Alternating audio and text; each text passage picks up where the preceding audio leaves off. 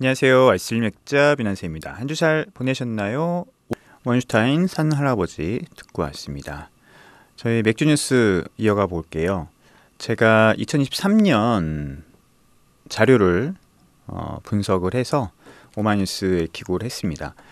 4월이기 때문에 조금 늦을 수 있죠. 4월에 작년 맥주 어떤 회사 시장을 분석한다는 게 조금 늦을 수 있는데, 근데 4월에 보는 게 가장 정확합니다. 제가 말씀드렸듯이 4월이 이제 모든 법인의 회계 결과가 나오는 시기거든요. 물론 이제 작은 회사들은 나오지 않죠. 특히 비상장 회사는 더욱 그렇고요. 하지만 이런 규모 있는 회사들, 시장 전체 규모에 영향을 줄 만한 어떤 회사들이 4월 달에나 이제 결과들이 나오기 때문에 그걸 보고서는 보는 게 가장 정확합니다. 미리 예상하거나 추측하는 것보다는 그게 훨씬 낫고요. 어차피 우리나라 맥주 시장 전체는 오비와 하이트가 과점 이상이기 때문에 이 두 회사의 실적을 보는 게 전체 맥주 시장에서는 굉장히 중요해요. 그리고 이제 세부적인 어떤 것들, 세부적인 회사들의 실적을 보면 이제 구조적인 변화 혹은 앞으로의 전망을 좀 알 수가 있는 거죠. 그러니까 전체 우리나라 맥주 시장을 규모나 이런 것들을 보는 것은 두 회사부터 읽는 게 더 정확합니다.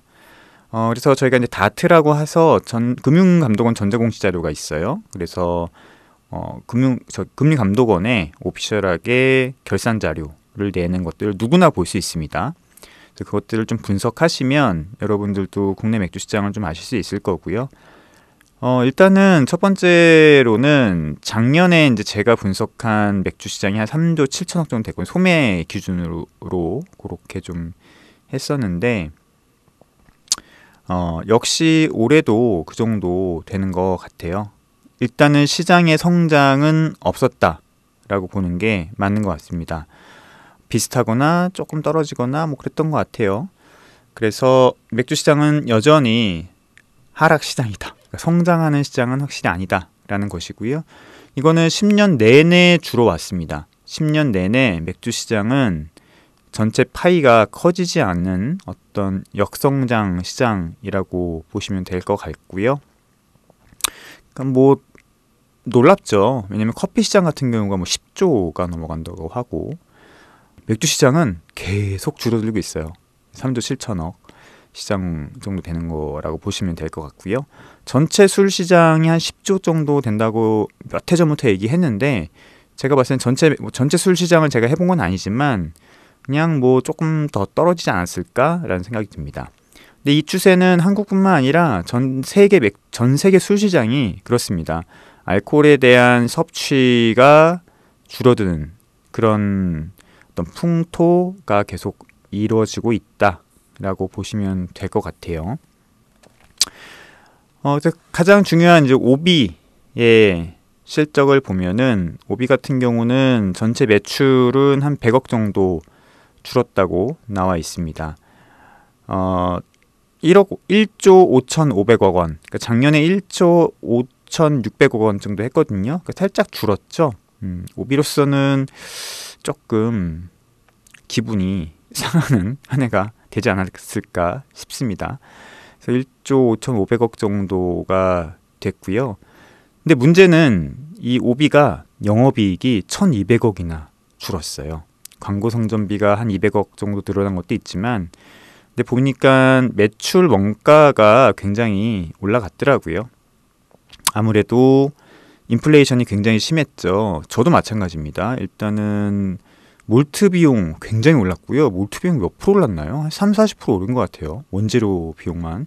홉은 말할 것도 없습니다. 진짜 홉도 엄청 올랐습니다. 그나마 이 오비나 하이트진로 같은 경우는 홉을 많이 쓰는 맥주들이 아니잖아요. 그리고 뭐 진짜 폭등한 미국 홉을 쓰는 맥주들이 아니기 때문에 그나마 이 정도에서 선방을 했지, 그러니까 소위 얘기하는 수제 맥주나 크래프트 맥주 같이 아메리칸 홉을 대부분 쓰는 그런 독립맥주 공장도 마찬가지인데요. 원재료 진짜 감당하기가 쉽지 않은 그런 한 해였어요. 그래서 일단은 1등 맥주, 그러니까 국내 시장 1위 맥주가 매출도 줄고 영업이익도 많이 줄었다라는 거죠. 이거는 뭐 다른 회사는 뭐 보나마나한 뭐 그런 결과일 수 있습니다. 물론 뒤에 말씀드리겠지만 뭐 롯데 아사히 정도를 제외하고 말이죠. 화이트 진로는 어떨까요? 화이트 진로 같은 경우가 매출이 진짜 궁금했죠. 관심사가 높았던 어떤 2023년이었는데요. 왜냐하면 켈리라는 맥주를 출시했기 때문에 그렇습니다. 화이트 진로 같은 경우는 올몰트 비어였던 맥스를 단종을 시키고 그리고 대안으로 올몰트 비어죠. 켈리를 역시 출시를 했죠. 정말 대대적인 광고 선전비를 쏟아 부었고요. 마케팅도 엄청나게 많이 했습니다. 뭐 여러 가지 얘기들이 있어요. 새로운 맥주이기도 하지만 그러나 그리고 이번에 뭐 이제 후계자가 새로 취임을 하는 데 있어서 실적을 좀 보여줘야 된다. 이런 것도 좀 있었던 것 같아요. 기존에 있었던 테라가 가려질 정도의 광고 마케팅을 진행을 했고요. 그래서 이 켈리가 어떻게 되느냐에 따라서 화이트 진로가 또 얼마큼 성장하느냐를 볼 수 있는 지표였는데 화이트 진로의 이제 맥주 부분을 보면은 1,000억 정도, 800억인가요? 그 정도 매출 상승은 했던 것 같대요. 8,200억으로 400억 원밖에 증가 안 됐네요. 죄송합니다. 화이트 진로가 맥주 부분이 8,200억 원 정도 되고요. 그러니까 재작년에 비해서 작년에 400억밖에 증가를 안 했어요. 광고 선전비가 600억 원이 증가했는데 매출이 400억 원밖에 증가가 안 했던 거죠. 와, 장난 아니죠? 그리고 영업이익은 700억이나 감소했습니다. 당연히 이렇게 마케팅 비용이 드러나는데 당연히 감소를 했겠죠. 그래서 켈리의 결과는 실패다라고 일단은 얘기를 할 수 있을 것 같습니다. 앞으로 어떻게 될지 모르겠지만 어쨌든 작년에 출시가 되면서 대대적으로 이 맥주 부분 아마 제가 봤을 때는 1조까지도 목표를 세우고 했을 것 같아요. 그러니까 이렇게 많이 광고 선전비를 쏟아부었던 것겠죠.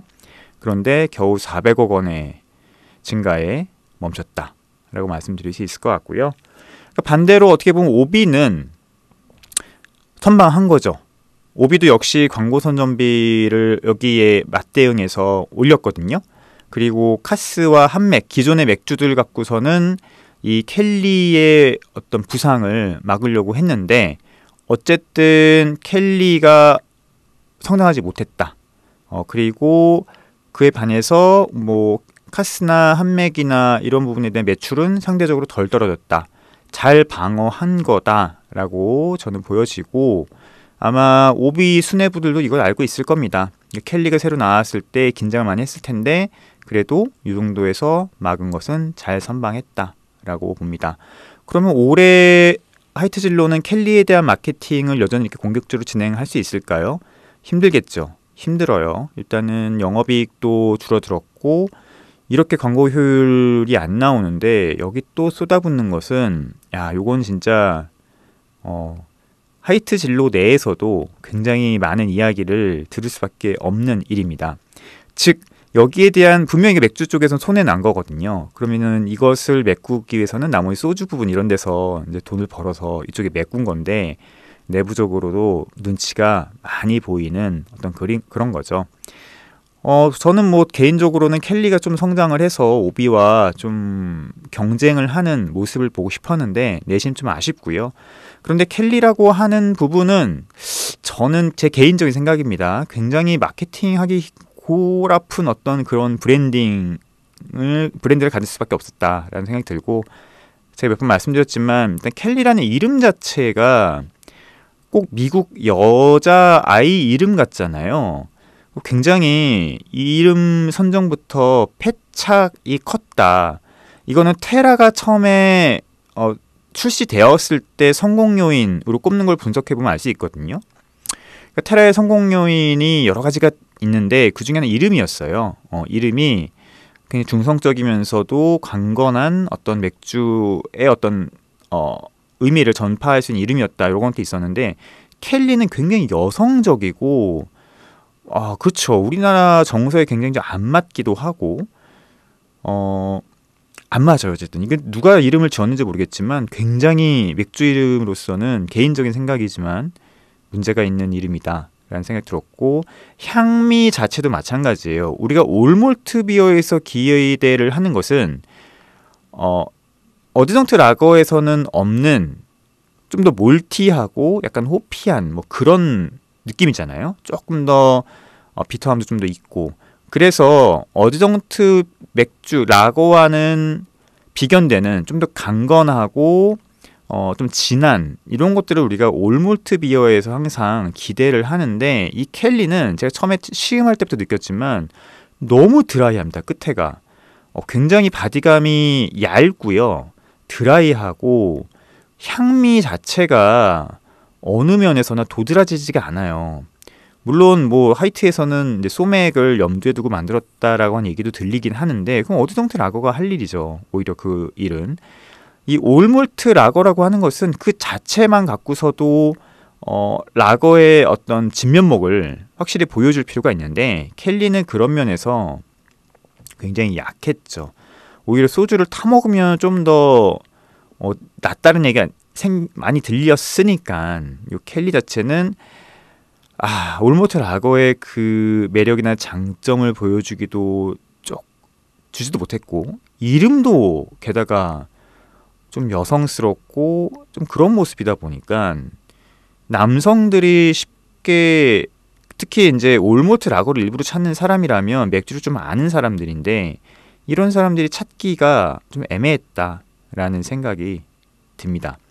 오히려 롯데 크러쉬 같은 경우가 조금 더 타겟층이 명확하죠. 그러니까 켈리는 타겟층 자체를 너무 잘못 잡은 게 아닌가라는 생각이 듭니다.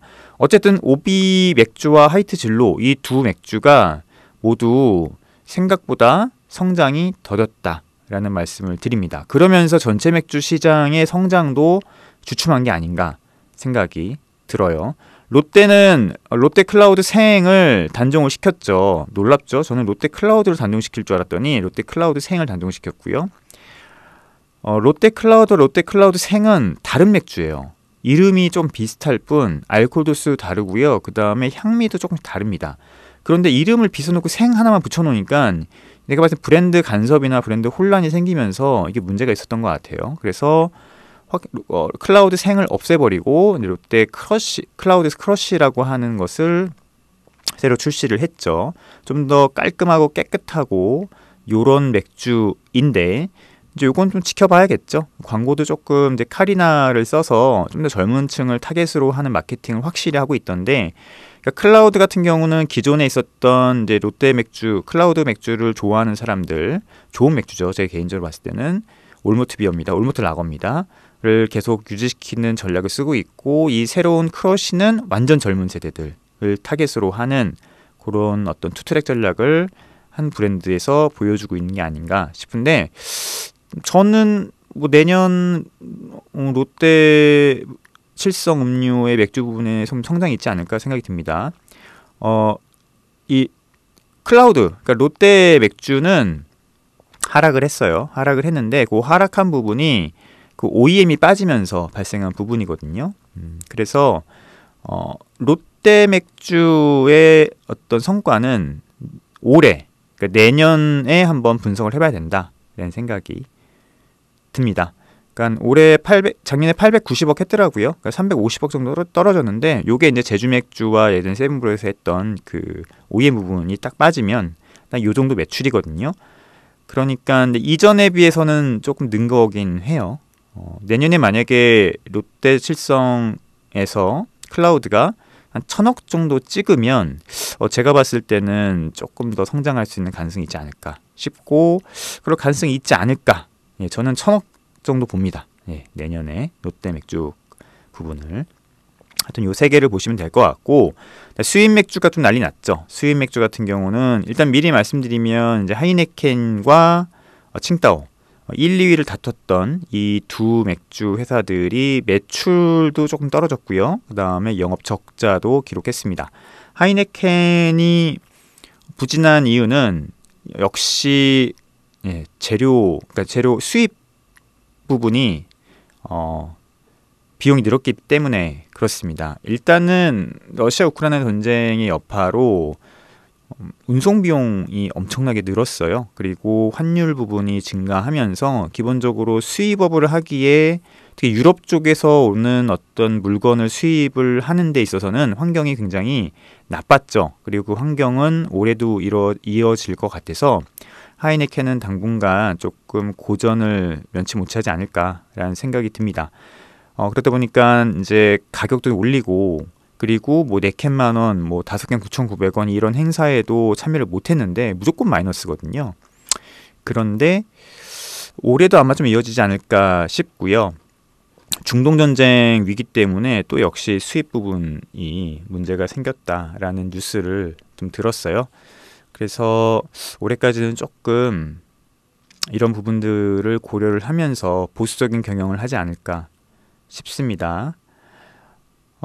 일단은 뭐 한 1370억 원 정도 됐는데 한 100억 원 정도 떨어진 매출이고요. 영업 적자도 한 35억 봤습니다. 적자 전환했죠. 올해까지는 좀 계속 이어질 것 같아요. 칭다오는 다들 아시겠지만 그 문제의 그 사건 때문에 큰 충격을 받았고요. 본토에서 말이야. 그런 일을 벌여가지고 매출은 1,000억 원, 이것도 떨어진 어떤 매출이었는데 800억 원대로 좀 하락했어요. 그리고 81억 원의 영업 적자를 기록했습니다. 칭다오도 잃어버린 신뢰를 찾는 데는 시간이 좀 걸릴 것 같다는 생각이 듭니다. 그래서 제가 그때 말씀드렸듯이 그런 사건이 터지면 무조건 고개를 숙이고 죄송하다고 얘기를 하는 게 맞아요. 식품 쪽에서는. 근데 이 BOK에서는 특별한 위기 대응 관리 능력을 보여주지 못했죠. 그냥 시간이 지나가면은 사라질 것이다 라고 생각했던 것 같은데 절대 그렇지 않습니다. 그리고 기자들이 얼마나 이런 것들을 또 기사로 쓰고 싶어 합니까? 그럴 때는 뭐 언론을 관리하는 것보다는 그냥 뭐 대표나 누가 나와서 죄송하다, 잘못했다. 한국에는 이런 맥주 수입되지 않았지만 하지만 우리가 잘못했고 우리를 믿고 조금 믿어달라. 절대 이 맥주가 한국에 들어오지 않았다라고 공개적으로 바로 사과를 했어야 돼요. 이게 되게 중요한 부분이거든요. 그런데 그렇지 않았더라고요. 그래서 오히려 저는 때를 놓친 게 아닌가라는 생각이 듭니다. 옛날처럼 언론 뭐 통제하고 관리하고 한다고 해서 이런 것들이 퍼지지 않는 게 아니에요. 지금 시대가 완전히 변했습니다. 지금 SNS나 뭐 진짜 온라인 유튜브 이런 것들이 오히려 여론을 만들고 진짜 이게 언론인데 뭐 그냥 가만히 있는다고 이게 사라지나요? 절대 그렇지 않습니다.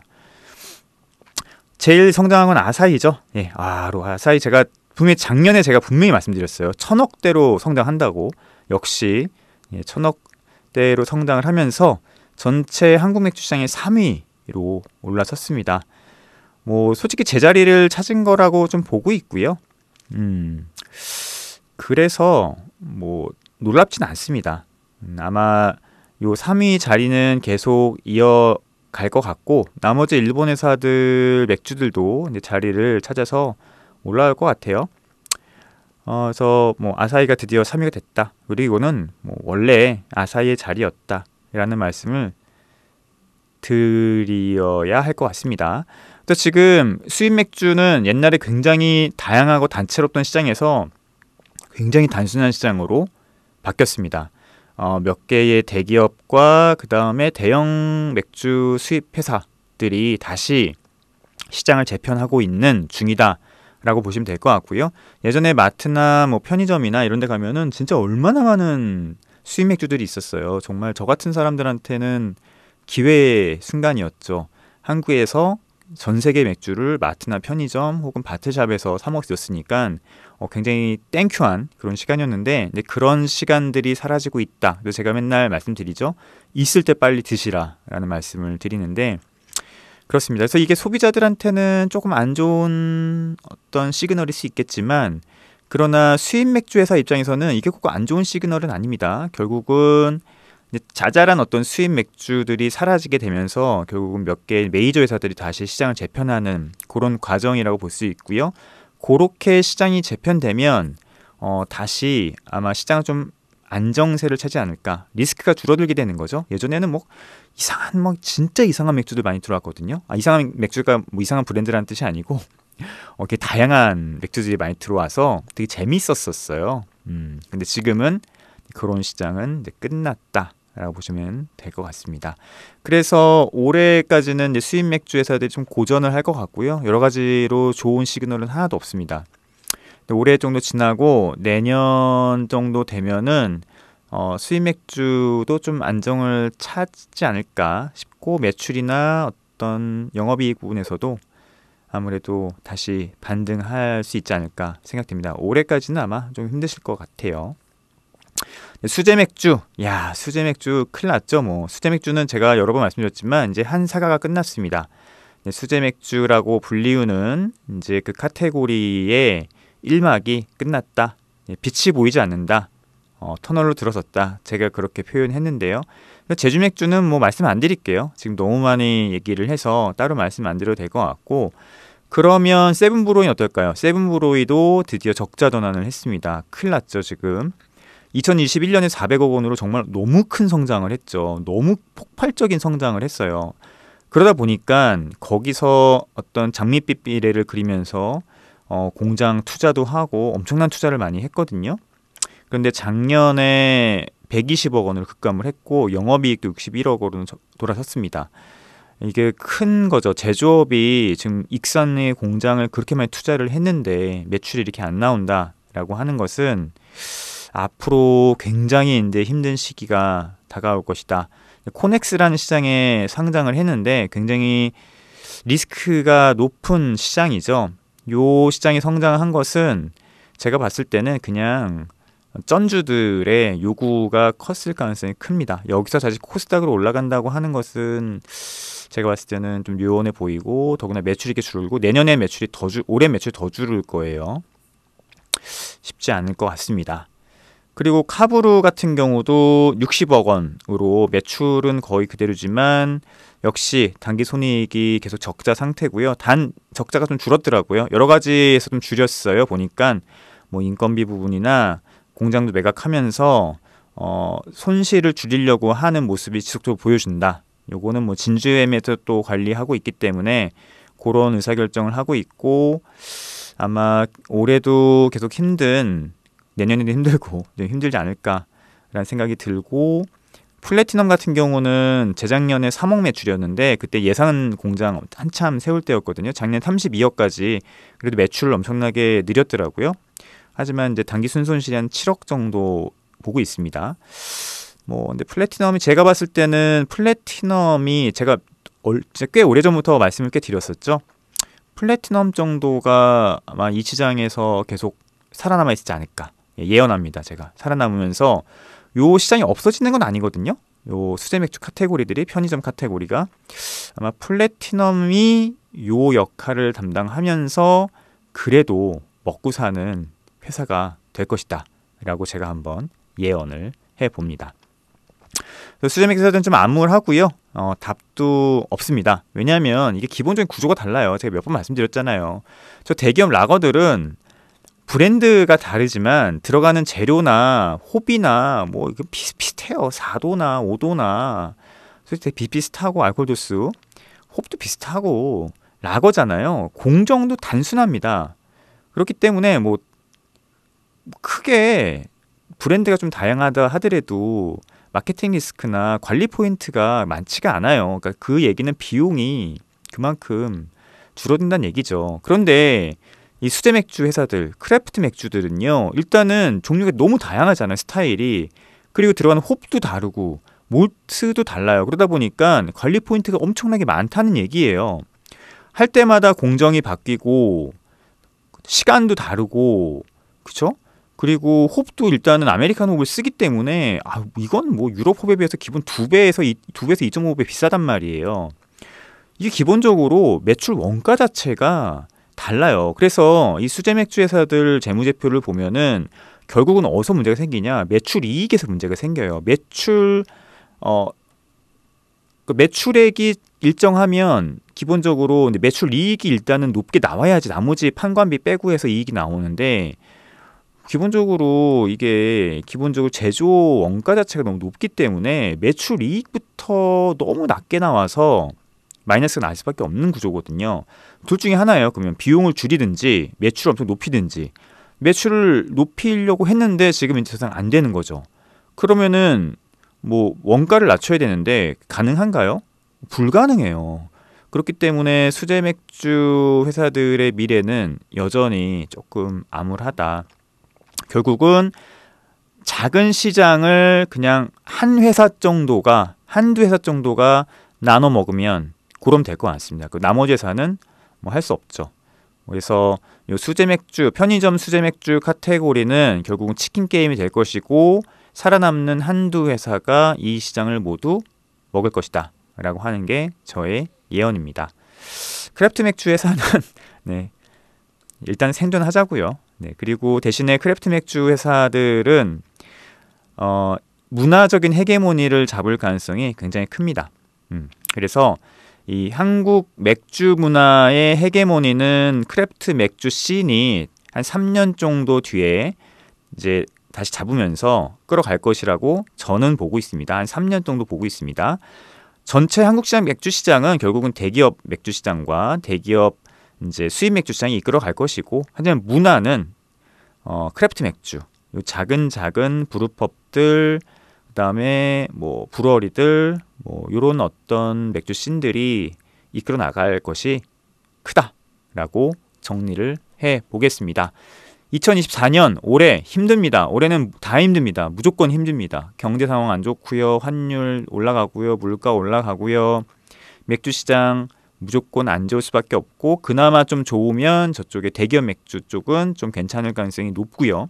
수입 맥주는 지금 채널 쪽에서 요구하고 있는 한 캔 1,950원짜리 요 이벤트에 합류할 것이냐 말 것이냐가 크게 좌우할 것 같은데, 저 같으면 안 할 것 같아요. 일단은 생존이 중요합니다. 이렇게 매출을 늘린다고 해서 이익이 지금 늘어나는 게 매출이 늘어나고 해서 이익이 지금 늘어나는 게 아니거든요. 이런 시장에서는 매출보다는 이익적인 부분에서 조금 더 보수적으로 운영을 해 나가는 게 맞지 않나 싶고, 그래서 올해는 이렇게 조금 내부로 단디하면서 차후를 노리는 그런 시간을 갖는 게 올해 2024년의 어떤 전략이 되어야 되지 않을까라는 생각이 듭니다. 결국은 살아남은 사람들이 남아있는 시장을 먹기 때문이죠. 기업은 일단 생존이 중요합니다. 성장은 그 다음입니다. 이렇게 맥주 시장을 좀 정리를 해 보도록 하겠습니다.